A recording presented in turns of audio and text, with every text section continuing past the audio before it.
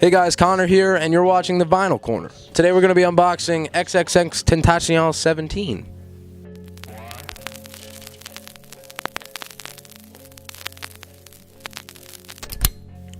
Bada boom. So here's the cover of the album. We got a lot of shit going on. We got a lot of words. Do you read them? Do you not read them? I don't know. I'm not going to. And then look on the back. There is the track list there. It's on like, you can see it sorta. You see that? There's the camera. There's me. Look at that. All right, so let's take this bitch out.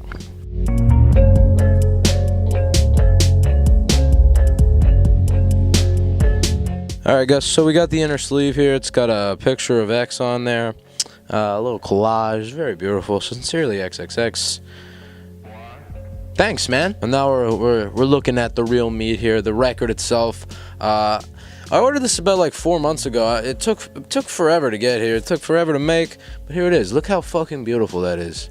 Look at how beautiful that is. The marbled white and black. Oh god, it's just pretty. On the other side, not so great. Definitely not the best. Don't know what happened on this side.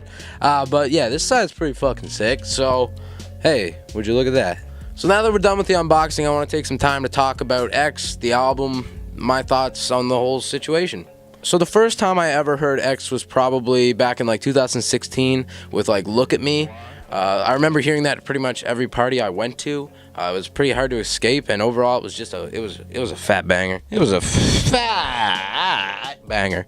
So there's no denying that. I'm sorry. It's just what it is. And at the time, I really wasn't into trap music at all. I like really was into 90s alternative at the time, and I had never really experienced trap music at all. At the time, I really thought trap music was just like a bunch of mumbling idiots, which honestly we're not far off.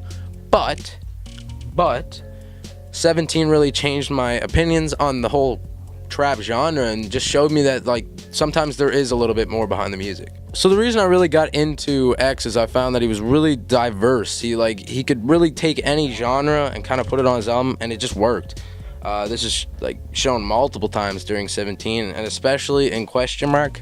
And honestly, at the time, the album just gave me the feels. I was in high school. I was confused. I was depressed a little bit. I was everything. Let's face it. High school sucks. It got me through some shit. I really liked it. I'm sorry. It is what it is. So the thing with X is you really have to separate the art from the artist. Let's face it for a minute. He was a piece of shit. He hit women.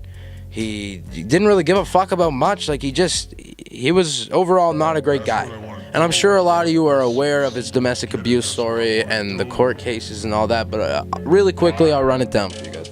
I got my book because I ain't remembering all this shit. So back in 2017, he was charged with domestic abuse against his girlfriend. He apparently had a knife to her throat, was strangling her, hit her with a wine bottle. Eventually, she told him she was pregnant with her son, and the abuse kind of got worse. So he threatened to kill the child, kill her, and just wouldn't let her leave the house. And it goes on and on. There's so much shit you could say about X that he done over the years, and I mean, yeah. One of the only problems I actually have with X is his fan base, because they're idiots.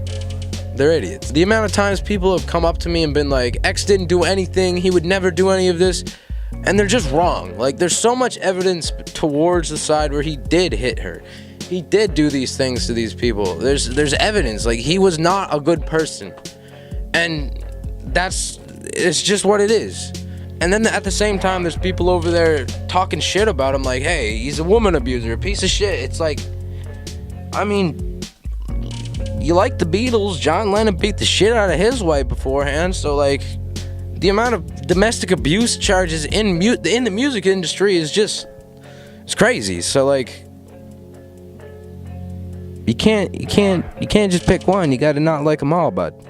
And then everybody knows eventually he was shot dead in Florida for money, basically no reason. So yeah, like in my opinion, I mean, sure, he did do horrible things that nobody deserves, but at the same time, nobody fucking deserves to be shot dead over a fucking book bag with some money in it. Dude was 20, man. I'm 19. Imagine, I don't want to die next year. And I honestly, I think a lot of people who actually followed him and who enjoyed his music enough knew that he was trying to change as a person. And a lot of people deny that. But like, he literally took like 4 months off social media, took like just a bunch of time and went and did his own thing and tried to better himself as a person. But nobody really talks about that because of all of the other shit that he's done. Which honestly, in this day and age, is completely understandable. It is what it is. And I'm gonna leave it at that. That's about it. I'd kind of like to have a little discussion about this. If you guys want to leave what your guys' thoughts are on X down in the comments below, I'm kind of curious to hear. Negative or positive, I don't care. I'm not going to get offended. So, thank you guys for watching. Don't forget to like, comment, subscribe, and alright guys, peace.